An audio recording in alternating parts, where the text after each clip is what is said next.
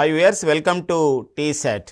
December 2022లో వచ్చినటువంటి ముఖ్యమైనటువంటి అవార్డ్స్, పురస్కారాలు, అవార్డుల యొక్క గ్రహీతలు, సో వాటిపైన ఈ యొక్క సెషన్లో డిస్కస్ చేద్దాం. సో ఇందులో మొదటి అంశం వెరీ వెరీ ఇంపార్టెంట్ అండి. అది ఏంటంటే ఎర్త్ షాట్ ప్రైజ్. సో మరి ఈ ఎర్త్ షాట్ ప్రైజ్ని అసలు బ్రిటన్ దేశం ఇస్తుందండి. ప్రిన్స్ విలియం వాళ్ళు ఇస్తారు, అంటే రాజకుటుంబానికి సంబంధించిన అవార్డు. కానీ ఇదేంటంటే పర్యావరణ రంగంలో, ఈ యొక్క జీవవరణ రంగంలో విశేషమైన కృషి చేసిన వారికి ఇస్తారు. అందుకే దీన్ని ఏమని పిలుస్తామంటే ఎకో ఆస్కార్ అవార్డు అని పిలుస్తారు. ఆస్కార్ అవార్డులు అనేది మనకి సినిమా రంగంలో మస్తు ఫేమస్. అంటే ప్రపంచంలోని అత్యున్నతమైనటువంటి అవార్డులు సినిమా రంగంలో అంటే ఆస్కార్ అవార్డులు. అదేవిధంగా జీవవరణ రంగంలో ఇచ్చే అత్యున్నతమైన అవార్డులుగా ఈ ఎర్త్ షాట్ ప్రైజ్ని పిలుస్తారు. అయితే ఎర్త్ షాట్ ప్రైజ్ను 2022 సంవత్సరానికి ఐదుగురికి ఇచ్చారు. వారి యొక్క సంస్థలకు ఇచ్చారు. అయితే ఈ ఎర్త్ షాట్ ప్రైజ్లో మనకి ఐదుగురిలో ఈ 5 అవార్డు గ్రహీతల్లో ఒకరు ఇంపార్టెంట్ అండి. వారే ఒక సంస్థ ఇంపార్టెంట్. అది మన హైదరాబాద్కు చెందినటువంటి, మన భారతదేశం చెందినటువంటి సంస్థ, మన హైదరాబాద్కు చెందిన సంస్థ. అదే కేతి అండి. ఏదండి? కేతి అనే సంస్థ. ఇది ఒక స్టార్టప్. ఈ స్టార్టప్ అనే ఒక అంకుర పరిశ్రమ. ఈ అంకుర పరిశ్రమ పర్యావరణ రంగంలో విశేషమైన కృషి చేస్తుంది. అందుకోసమే ఈ అవార్డు ఇవ్వడం జరిగింది. Protect and restore category. అంటే ప్రొటెక్ట్ని అంటే సంరక్షణ చేయడం, మరి రిస్టోర్ అంటే తిరిగి సాధించదు. రిస్టోర్ అంటే ఏంటంటే మనం తిరిగి దాన్ని మనం యథాస్థితికి తేవడాన్ని రిస్టోర్ అని పిలుస్తారనమాట. సో కాబట్టి ఇలా అడుగుతాడు, ఎర్త్ షాట్ ప్రైజ్ 2022 అవార్డుని పొందినటువంటి భారతదేశ సంస్థ ఏది అంటే, లేదా భారతదేశ స్టార్టప్ ఏది అంటే కేతి అనే స్టార్టప్, ఒక అంకుర పరిశ్రమ, హైదరాబాద్కు చెందింది. అయితే మరి ఏ విభాగంలో వచ్చింది అంటే ప్రొటెక్ట్ అండ్ రిస్టోర్ కేటగిరీలో వచ్చింది. అయితే దీనికి ఇంకొక ఏమని పేరు, ఈ ఎర్త్ షాట్ ప్రైజ్కు మరొక పేరు ఏంటంటే ఎకో ఆస్కార్. ఎవరు ఇస్తారంటే బ్రిటన్ రాజకుటుంబం ఇస్తుంది. అందులో ప్రిన్స్ విలియమ్స్ అనేవారు ఈ అవార్డుని ఇవ్వడం అనేది జరుగుతుందండి.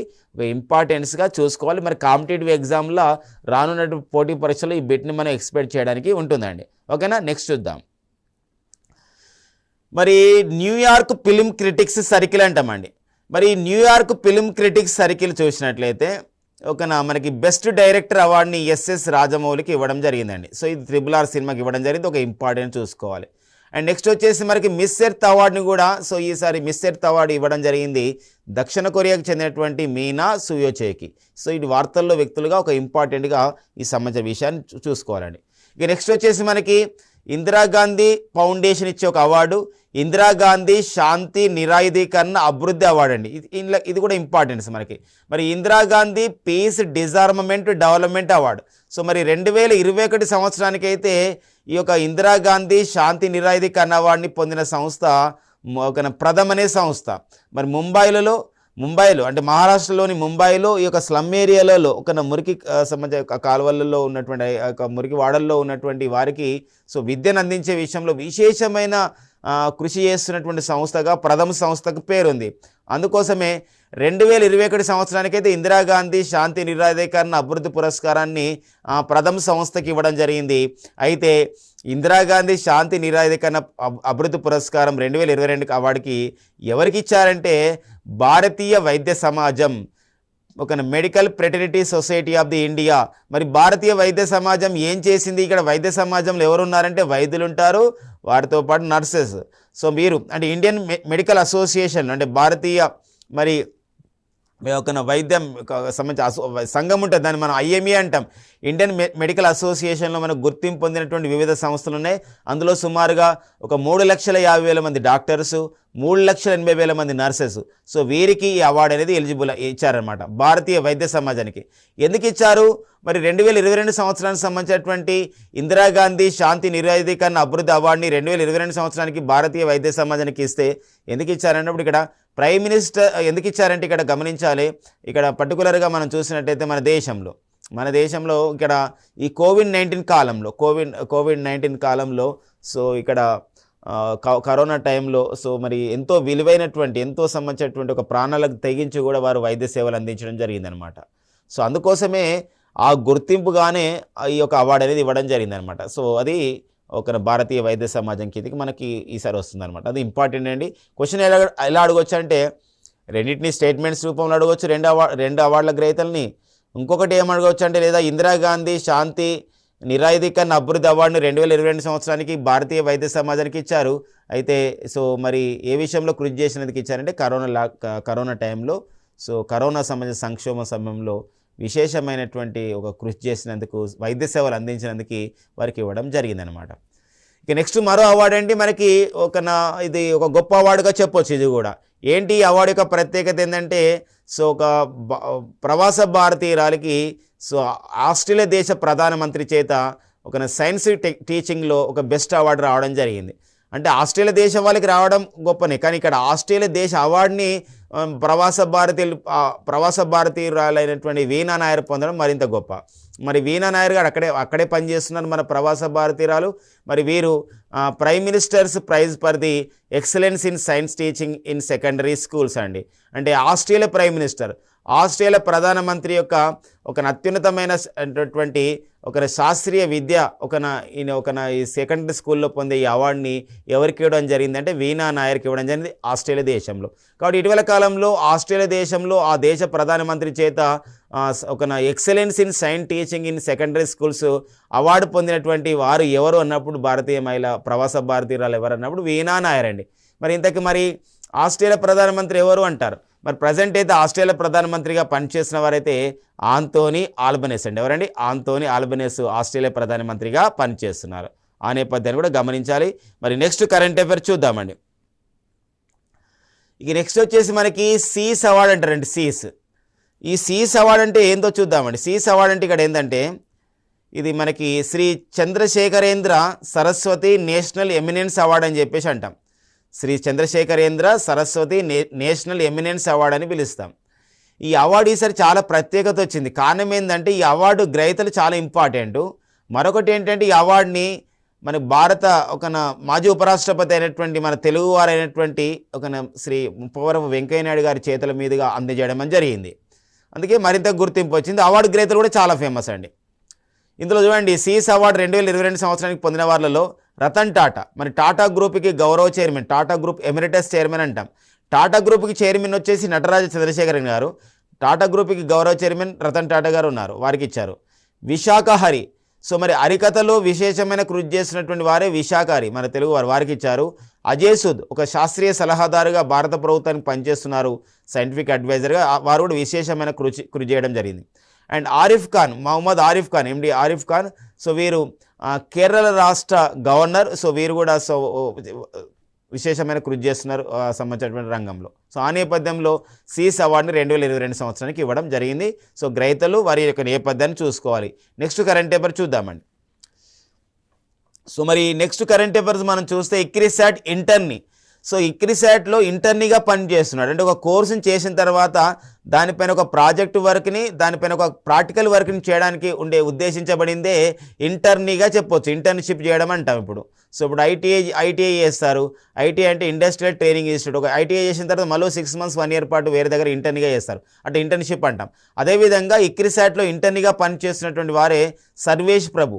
సో వీరు ఒక సంబంధించిన పరిశోధన చేశారనమాట. ఏంటి ఆ పరిశోధన అంటే, సీతాఫలం చెట్టు నుండి వచ్చే ఏదైతే ఆకులు ఉన్నాయో ఆకుల నుండి కొన్ని జీవరసాయన పదార్థాలు తయారు చేశారు. ఇది వ్యవసాయ రంగానికి ఉపయోగపడతాయి. ఈ విషయంలో కృషి చేసినందుకు గాను అమెరికాలోని అట్లాంటా రాష్ట్రంలో వీరికి ఒక ఎక్సలెన్స్ అవార్డు ఇవ్వడం జరిగింది. వీరికి $1,000 బహుమతిని అనేది, ప్రైజ్ని అనేది ఇవ్వడం జరిగింది. ఒక ఇంపార్టెన్స్ అనమాట. ఇక్రిసాట్లో పనిచేస్తున్న ఎవరికి అవార్డు వచ్చింది, దేనిపైన పరిశోధన చేసినందుకు ఇచ్చారు, ఎవరు ఇచ్చారనేది ఇక్కడ చూసుకోవాలి. మరి ఇక్రిసాట్ ఏంటి అంటే, ఇది 1972లో ఏర్పాటు చేయబడ్డ ఒక ఇంటర్ గవర్నమెంటల్ ఆర్గనైజేషన్, ఒక అంతర్జాతీయ సంస్థ. ఇక్రిసాట్ అనగా international crop research institute for the semi arid tropics అని అంటామండి. International crop research institute for the semi arid tropics. మరి ఇక్రిసాట్కి మరి ఇది ఏర్పాటు చేయబడి 50 సంవత్సరాలు అవుతున్న సందర్భం ఉంటుంది. కాబట్టి మరి ఇక్రిసాట్ ఇటీవల 50 సంవత్సరాలు పూర్తయిన సందర్భంగా మనం ఇంపార్టెంట్ చూసుకోవాలి. ఇది ఎక్కడ ఉందంటే ఇక్రిసాట్ హైదరాబాద్లోని పటాన్చెరు వద్ద కలదండి. ఆ నేపథ్యం చూసుకుంటాం. ఇక నెక్స్ట్ కరెంట్ అఫైర్, నెక్స్ట్ మరో అవార్డు చూద్దామండి. Most expensive city in the world అనే ఒక నివేదిక అండి. అంటే ఏంటంటే ఇది ఎకనమిస్ట్ ఇంటెలిజెన్స్ యూనిట్, లండన్కి చెందినటువంటి ఎకనమిస్ట్ ఇంటెలిజెన్స్ యూనిట్ వాళ్ళు ఒక నివేదిక తయారు చేశారు. ఏంటంటే ఇక్కడ ఎక్కువగా జీవన వ్యయం అనేది, ఖర్చు అనేది ఎక్కువ ఉంటుంది, బతకడానికి ఎక్కువ ఖర్చు అయ్యే సంబంధించిన నగరాలు ఏవి అని చెప్పి ఒక నివేదిక అనమాట. ఒక్కోసారి ఈ మధ్య జరిగిన కొన్ని కాంపిటేటివ్ ఎగ్జామ్లలో నివేదికలను ఏ సంస్థ ఇచ్చింది ఇలాంటి ప్రశ్న కూడా రావడం జరిగింది. కాబట్టి ఇక్కడ most expensive city in the world 2022. So మరి ఎవరు విడుదల చేశారు ఈ నివేదిక అంటే ఎకనామిస్ట్ ఇంటెలిజెన్స్ యూనిట్ వాళ్ళు ఈ నివేదికను విడుదల చేశారు. మరి world wide cost of living, ప్రపంచవ్యాప్తంగా జీవన వ్యయం అనేది ఎలా ఉంది అని చెప్పేసి, మరి ప్రపంచవ్యాప్తంగా జీవన వ్యయం ఎక్కువగా ఉన్నటువంటి దేశాల జాబితాలో మనం చూస్తే సింగపూర్, న్యూయార్క్ మొదటి స్థానంలో ఉన్నాయి. అంటే రెండు నగరాలు కూడా సింగపూర్ అండ్ న్యూయార్క్ అంటే రెండు మొదటి స్థానంలో ఉన్నాయి. కాబట్టి రెండు మొదటి స్థానంలో ఉన్నాయి కాబట్టి మనకు రెండో స్థానం చూపించకుండా మూడో స్థానం చూపిస్తారు.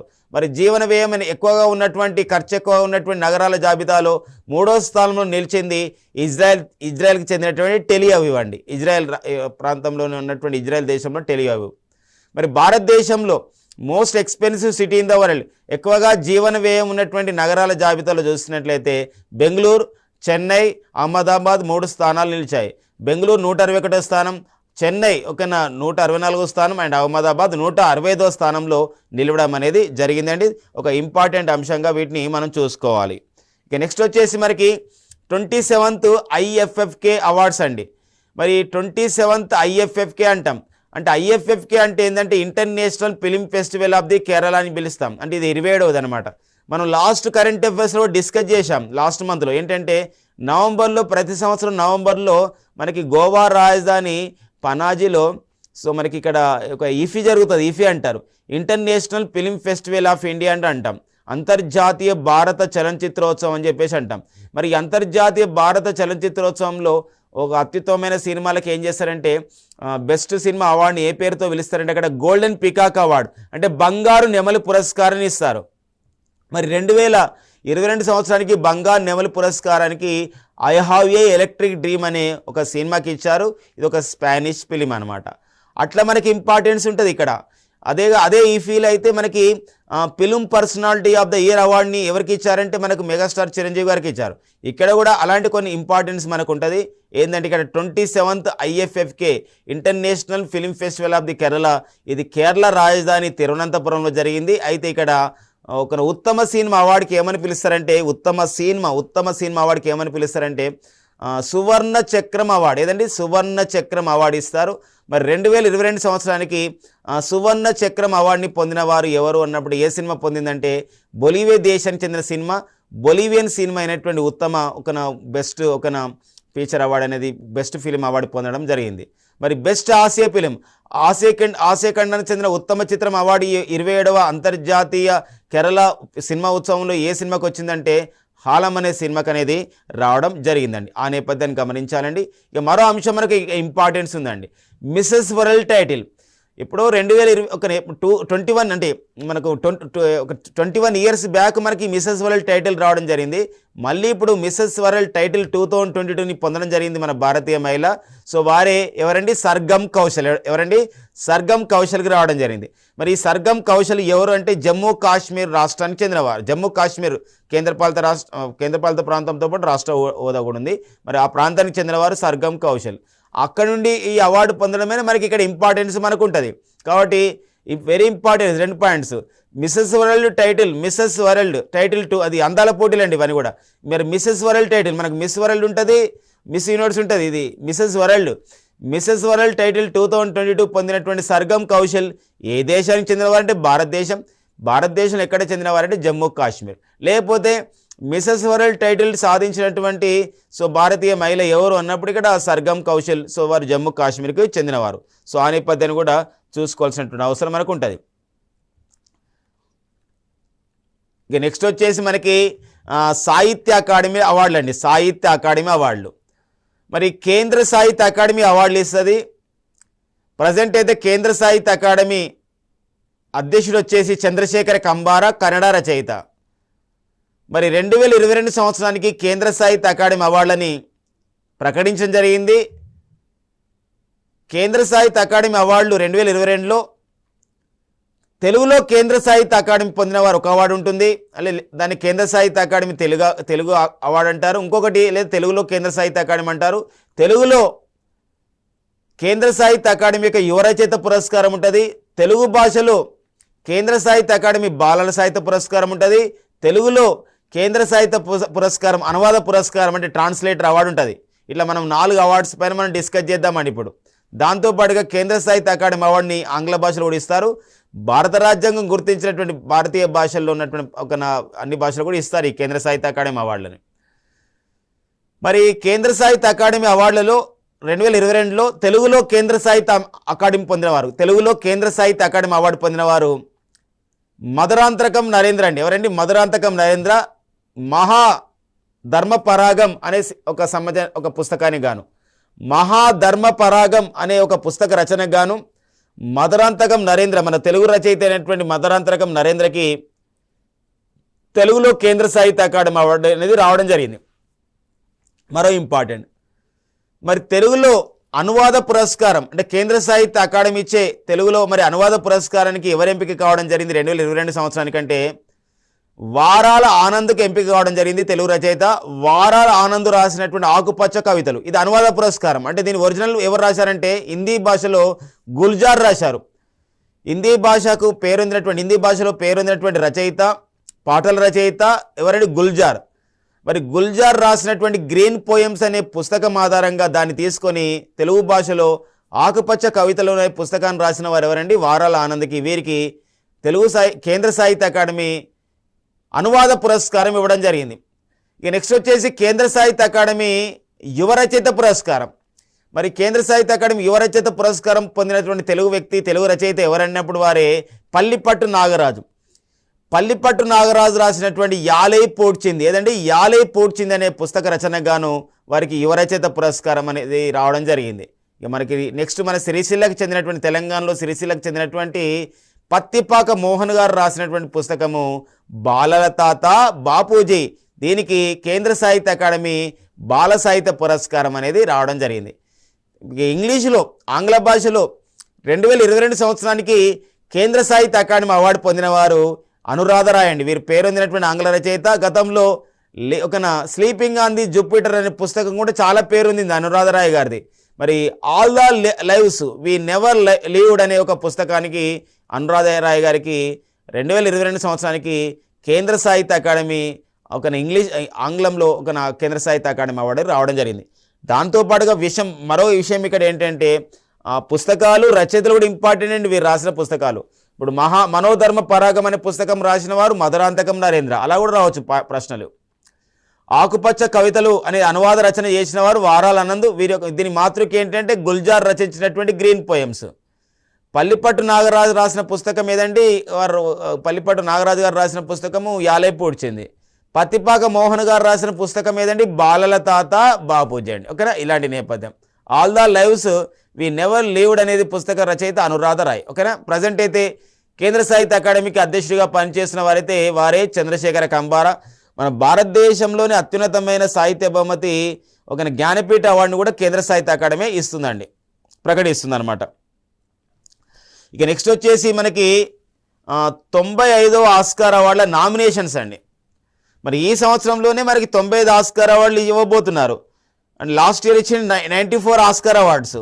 మరి ప్రపంచంలోనే అత్యున్నతమైనటువంటి సినిమా అవార్డులు అంటే ఆస్కార్ అవార్డు. ప్రపంచంలోనే అత్యున్నతమైన సినిమా అవార్డు ఆస్కార్ అవార్డు అండి. ఓకేనా? ఈ ఆస్కార్ అవార్డులకి ఇంపార్టెన్స్ మనం చూస్తే ఈసారి 95 ఆస్కార్ అవార్డులకి భారత్ నుండి మనకు నామినేషన్ పొందినవి ఏంటంటే గుజరాతీ భాష చిత్రమైనటువంటి చెల్లె షో, దాన్ని మనం ఈ ఆంగ్లంలో లాస్ట్ ఫిల్మ్ షోగా కూడా పిలుస్తాము.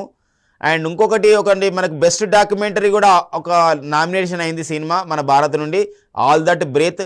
అండ్ బెస్ట్ డాక్యుమెంటరీలో షార్ట్ ఫిల్మ్గా నామినేట్ అయింది ద ఎలిఫెంట్ విస్పర్స్ అండి. ఎలిఫెంట్ విస్పర్స్ అది అంతే. దాంతోపాటుగా బెస్ట్ ఒరిజినల్ స్కోర్ ఏదండి? బెస్ట్ ఒరిజినల్ స్కోర్ అంటారండి. మరి బెస్ట్ అంటే ఉత్తమ పాటగా మనకు నుండి నామినేట్ అయిన చిత్రం వచ్చేసి ఏదంటే అది మనకి ఆస్కార్కి బెస్ట్ ఒరిజినల్ స్కోర్లో నామినేట్ అయినటువంటి ఒక పాట ఏదంటే నాటు నాటు అనే పాట. ఇది RRR సినిమాలో. మరి RRR సినిమాలో చాలా పేరొందిన పాట. మరి సో నాటు నాటుకి ఇక్కడ ఉత్తమ సంబంధించినటువంటి ఒక పాటగా ఇక్కడ నామినేట్ కావడం జరిగింది బెస్ట్ ఒరిజినల్ స్కోర్గా. సో ఆ నేపథ్యాన్ని కూడా గమనించాలి. దీంతో పాటుగా ఈ 95 ఆస్కార్ అవార్డుల మరో ప్రత్యేకత చూసినట్లయితే పాకిస్తాన్ దేశానికి చెందిన చిత్రము జాయ్లాండ్ అండి. జాయ్లాండ్ ఫస్ట్ టైం అన్నమాట. ఏంటంటే మనం మొత్తం ఆస్కార్ అవార్డుల చరిత్రలో అంతర్జాతీయ ఉత్తమ భాషా చిత్రం కేటగిరీలోకి ఇంటర్నేషనల్ బెస్ట్ ఫిల్మ్ కేటగిరీలోకి నామినేట్ కాబడ్డ తొలి పాకిస్తాన్ చిత్రం జాయ్లాండ్ ఆ నేపథ్యాన్ని కూడా మనం చూసుకోవాలి. ఇప్పుడు మన దగ్గర కూడా మదర్ ఇండియా లాంటి చిత్రం అయితే తొలిసారిగా నామినేట్ కావడం అనేది జరిగింది. తర్వాత సలాం బాంబే, తర్వాత లగాన్ లాంటి చిత్రాలు, సో ఇలాంటి నామినేట్ కావడం జరిగింది. అయితే ఫస్ట్ అయితే మనకేంది ఇక్కడ ఒక దేశం నుండి, మన పొరుగు దేశం నుండి, పాకిస్తాన్ నుండి ఫస్ట్ టైం ఒక ఇంటర్నేషనల్ ఫిల్మ్ కేటగిరీలో నామినేట్ అయింది జాయ్లాండ్. కాబట్టి ఆ నేపథ్యాన్ని కూడా మనం చూసుకోవాల్సినటువంటి అవసరం ఉంటుంది. ఇది మనకి 95వ ఆస్కార్ అవార్డుల గురించినటువంటి సమాచారం. సో మరి నెక్స్ట్ వచ్చేసి నెక్స్ట్లో మనకి Rabindranath Tagore literacy prize 2021-22. So మరి పేరొందినటువంటి సాహిత్యవేత్త, నోబెల్ సాహిత్య అవార్డు గ్రహీత రవీంద్రనాథ్ ఠాగూర్ యొక్క పేరు పైన ప్రతి సంవత్సరం కూడా రవీంద్రనాథ్ ఠాగూర్ లిటరసీ ప్రైజ్ని ఇవ్వడం అనేది జరుగుతుంది. రవీంద్రనాథ్ ఠాగూర్ లిటరసీ ప్రైజ్ 2021-22 పేరుతో ఇవ్వడం జరుగుతుంది ప్రతి సంవత్సరం. మళ్ళీ నెక్స్ట్ ఇయర్ అయితే మనకి 2022-23 అంటారు. మరి 2021-22 సంవత్సరానికి మరి ఈ అవార్డుని ఎవరికి ఇవ్వడం జరిగిందంటే సాహిత్యవేత్తలైనటువంటి సుదీప్ సేన్ మరియు శోభన్ కుమార్కి ఇవ్వడం జరిగిందండి. సుదీప్ సేన్, శోభన్ కుమార్. సో ఆ నేపథ్యాన్ని మనం చూసుకోవాల్సిన అవసరం మనకు ఉంటుంది. ఇక నెక్స్ట్ వచ్చేసి మనకి విన్ ఫ్యూచర్ స్పెషల్ ప్రైజ్ అండి. ఇది మనకు ఒక అవార్డు అండి, ఇది ఒక ప్రత్యేకమైన అవార్డు. 2022 సంవత్సరానికి విన్ ఫ్యూచర్ స్పెషల్ ప్రైజ్ని ఎవరికి ఇవ్వడం జరిగిందంటే ప్రొఫెసర్ తలాపిల్ ప్రదీప్ అండి. ఎవరండి? ప్రొఫెసర్ తలాపిల్ ప్రదీప్. ఈ యొక్క గ్రౌండ్ వాటర్ అంటే భూగర్భ జలాల్లో, మరి భూగర్భ జలంలో మనకి ఇక్కడ భూగర్భ జలాల్లో ఆర్సెనిక్ అనే లోహం ఉంటుంది. ఈ ఆర్సెనిక్ అనేది క్యాన్సర్ లాంటి వ్యాధులకు కారణమవుతుంది. ఆ నేపథ్యంలో ఈ భూగర్భ జలాల నుండి ఆర్సెనిక్ లోహాన్ని ఎలా తీయాలి, ఎలా దాన్ని ఎక్స్ట్రాక్షన్ చేయాలి, ఎలా లేకుండా చేయాలి, లేకపోతే దాన్ని వాటర్ వచ్చిన తర్వాత దాన్ని అక్కడ నుండి ఎలా నిర్మూలించాలనే అంశం పైన వారు పరిశోధన చేయడం అనేది జరిగింది. వెరీ ఇంపార్టెంట్ అండి. వీరు ప్రొఫెసర్ తాలపిల్ ప్రదీప్, వీరు పేరొందినటువంటి ఒక ప్రొఫెసర్ అండి. వీరు ఒక ఐఐటీలో పనిచేస్తున్నారు. విన్ ఫ్యూచర్ స్పెషల్ ప్రైజ్ 2022 పొందినవారు ఎవరండి? ప్రొఫెసర్ తలపిల్ ప్రదీప్. సో వీరు ఆర్సెనిక్ అంటే గ్రౌండ్ వాటర్ నుండి ఆర్సెనిక్ని ఎలా తీయాలని చెప్పేసి వీరు పరిశోధన చేయడం జరిగింది. ఇక నెక్స్ట్ వచ్చేసి మరో అంశం అండి. సో మరో ఇంపార్టెంట్ అంశం ఇక్కడ data security council of India award అండి. మరి ఇది డాటా సెక్యూరిటీ సంస్థ వాళ్ళు data security council of India వాళ్ళు ప్రతి సంవత్సరం కూడా అవార్డు ఇస్తారు. అంటే డాటాని సురక్షితంగా చేయడం. ఎందుకోసం అంటే ఇప్పుడు మొత్తం ఆధునిక కాలంలో ఈ మోడర్నైజేషన్లో ఏమైందంటే టెక్నాలజికల్ మోడర్నైజేషన్లో, ఈ డిజిటల్ మోడర్నైజేషన్లో మనకి ఇక్కడ డాటాని సురక్షితంగా భద్రపరచడమే సమస్య ఉంటుంది. ఆ నేపథ్యంలో ఈ డాటాను ఎవరైతే సురక్షితంగా భద్రపరచారో వారిపైన సైబర్ థ్రెట్స్, సైబర్ అటాక్స్ జరుగుతున్నాయి. సైబర్ సంబంధించినటువంటి వాటిని హ్యాక్ చేయడం జరుగుతుంది. అలాంటి విషయంలో చాలా జాగ్రత్త చర్యలు పాటిస్తూ ఎవరైతే కృషి చేస్తారో అలాంటి సంస్థలకి data security council of India award ఇస్తుంది. 2022 సంవత్సరానికి data security council of India అవార్డుని ఎవరికి ఇవ్వడం జరిగిందంటే ఉడాయ్ అనే సంస్థకి ఇచ్చారండి. మరి ఉడాయ్ సంస్థ అనేది ఏంటంటే unique identification authority of India అని చెప్పేసి అంటాం. మన భారతదేశంలో ఆధార్ కార్డులను ఇచ్చే ఒక ప్రాధికార సంస్థ UIDAI. Best security practices in government sector అంటే భారత ప్రభుత్వంలో ఒక సంస్థగా ఉండి అత్యంత భద్రత చర్యలు చేపడుతూ సమాచారాన్ని తస్కరించకుండా, సమాచారాన్ని ఎక్కడ కూడా మిస్యూజ్ కాకుండా చేసే ఒక విషయంలో క్రియాశీలకంగా ఉంటుంది ఉడాయ్ సంస్థ అని చెప్పేసి ఉడాయ్ సంస్థకి 2022 సంవత్సరానికి data security council of India award అనేది రావడం జరిగింది. Unique identification authority of India చేత మన దేశంలో ఆధార్ కార్డులను ఇవ్వడం జరుగుతుంది. మరి ఆధార్ కార్డులకు సంబంధించి ఒక హెల్ప్లైన్ నెంబర్ కూడా ప్రకటించడం జరిగింది ఉడాయ్ సంస్థ. Unique identification authority of India సంస్థ 1947 లేదా 1947 అనేది ఆధార్ కార్డ్ హెల్ప్లైన్ నెంబర్ లేదా ఉడాయ్ హెల్ప్లైన్ నెంబర్గా పిలుస్తామండి. మరి ఇలా యూనిక్ ఐడెంటిఫికేషన్ అథారిటీ ఆఫ్ ఇండియాకి ప్రజెంట్ చీఫ్ ఎగ్జిక్యూటివ్ ఆఫీసర్గా పనిచేస్తున్న వారు ఎవరండి? సౌరభ్ గర్గ్ అండి. ఎవరు? సౌరభ్ గర్గ్ అనేవారు ఉడాయ్కి చీఫ్ ఎగ్జిక్యూటివ్ ఆఫీసర్గా పనిచేస్తున్నారు. సో నెక్స్ట్ అంశం మనం చూస్తే ఉడాయ్ మరి ఎప్పుడు మరి ఎవరి యొక్క నాయకత్వంలో ఫస్ట్ టైం ప్రారంభించబడింది, విశేషమైన కృషి చేయబడుతూ ఉందన్నప్పుడు ఇది నందన్ నీలేకని ఉడాయ్ వ్యవస్థాపనలో భారత ప్రభుత్వానికి సహాయం అందించిన వారు ఎవరండి? వారే నందన్ నీలేకని. ఇమాజినింగ్ ఇండియా అనే పుస్తక రచయిత కూడా నందన్ నీలేకని. మరి నందన్ నీలేకని ఇన్ఫోసిస్కి సహ వ్యవస్థాపకుడు కూడా ఉండడం జరిగింది నందన్ నీలేకని. ఆ నేపథ్యాన్ని కూడా మనం చూసుకోవాల్సిన అవసరం ఉంటుందండి. ఇక నెక్స్ట్ వచ్చేసి మనకి పేరొందినటువంటి ఒక కమ్యూనిస్ట్ యోధురాలు, కేరళకు చెందినవారు కేఆర్ గౌరీ అమ్మ అంటారండి. కేఆర్ గౌరీ గారు. అయితే కేఆర్ గౌరీ వారు చేసిన సేవలకు గుర్తింపుగా కేఆర్ గౌరీ అమ్మ ఫౌండేషన్ కేరళ వాళ్ళు ఒక అవార్డు స్టార్ట్ చేశారు. ఏమని అవార్డు అంటే కేఆర్ గౌరీ అమ్మ నేషనల్ అవార్డు. ఈ అవార్డుని తొలిసారిగా విధంగా దీన్ని ప్రకటించడం జరిగింది. అవార్డుని 2022లోనే ప్రారంభించారు. ఈ అవార్డుని 2022లోనే కేఆర్ గౌరీ అమ్మ నేషనల్ అవార్డు 2022ని ఎవరికి ఇవ్వడం జరిగిందంటే మరి డాక్టర్ అలిందా గువెరా. ఎవరండి? అలిందా గువెరా. ఎవరండి డాక్టర్ అలిందా గువెరా అంటే క్యూబా దేశం చెందినవారు, ఒక సామాజికవేత్త మరియు మానవ హక్కుల కార్యకర్త. She is a Cuban social worker and a human rights activist who belongs to Cuba అనమాట. సో ఇది వెరీ ఇంపార్టెంట్ అండి. మొదటి అవార్డు కాబట్టి సో ఒక అంతర్జాతీయ స్థాయిలో ఉన్న వ్యక్తికి ఇవ్వడం జరిగింది కాబట్టి ఒక ఇంపార్టెన్స్గా చూసుకోవాలి. ఈ అవార్డుని అయితే ఎవరు ప్రదానం చేశారంటే కేరళ ముఖ్యమంత్రి అయినటువంటి పినరాయి విజయన్ గారు ఈ అవార్డుని ప్రదానం చేయడం అనేది జరిగింది. సో ఆ నేపథ్యం కూడా చూసుకోవాలి. ఎవరికి ఇచ్చారు? కేఆర్ గౌరీ అమ్మ నేషనల్ అవార్డుని ఎవరికి ఇచ్చారంటే డాక్టర్ అలీదా గువెరాకి ఇచ్చారు. So Cuban social worker and human rights activist వీరు కేఆర్ గౌరీ అమ్మ ఫౌండేషన్ చేత ఇవ్వబడుతుంది, కేరళ చేత ఇవ్వబడుతుంది. ఓకేనా? ఇక నెక్స్ట్ వచ్చేసి మరో ఇంపార్టెంట్ విషయం అండి. ఓకేనా? మాడభూషి సంపత్ కుమార్ అండి. ఎవరండి మాడభూషి సంపత్ కుమార్ అంటే పేరొందినటువంటి ఒక సాహిత్యవేత్త. వీరికి తమిళనాడు రాష్ట్ర ప్రభుత్వం అనువాద పురస్కారాన్ని ఇవ్వడం జరిగింది. అంటే తమిళంలో ఉన్నటువంటి పుస్తకాలని తెలుగులోకి ట్రాన్స్లేట్ చేయడం ఇలాంటి నేపథ్యం.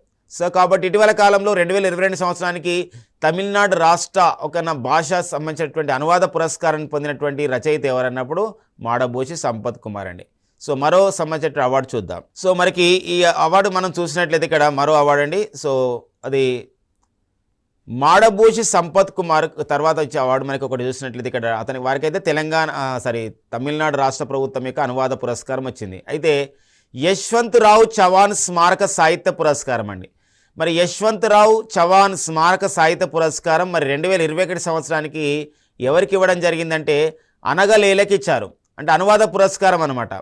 సో కోబాడ్ గాంధీ అనే ఒక సంబంధించిన వ్యక్తి రాసినటువంటి ఫ్రాక్చర్డ్ ఫ్రీడమ్ ఏ ప్రిజన్ మెమోరియర్ అని చెప్పేసి ఒక పుస్తకము మరాఠీ భాషలోకి అనువదించడం జరిగింది.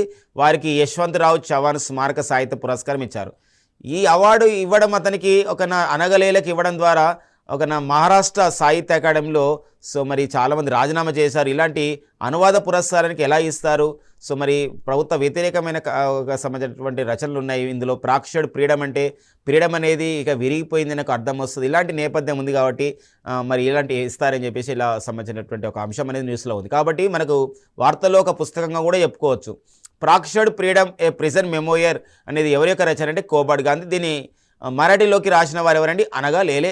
వీరికి అనువాద పురస్కారం యశ్వంతరావు చవాన్ స్మారక సాహిత్య పురస్కారం అనేది రావడం జరిగిందనమాట. సో ఫ్రెండ్స్, ఇవ్వండి మనకి డిసెంబర్ 2022లో ఉన్నటువంటి సో ముఖ్యమైనటువంటి అవార్డులో ఉన్నటువంటి వ్యక్తులు, సో వారి యొక్క ఇంపార్టెన్స్ మనం డిస్కస్ చేసుకోవడం అనేది జరిగింది.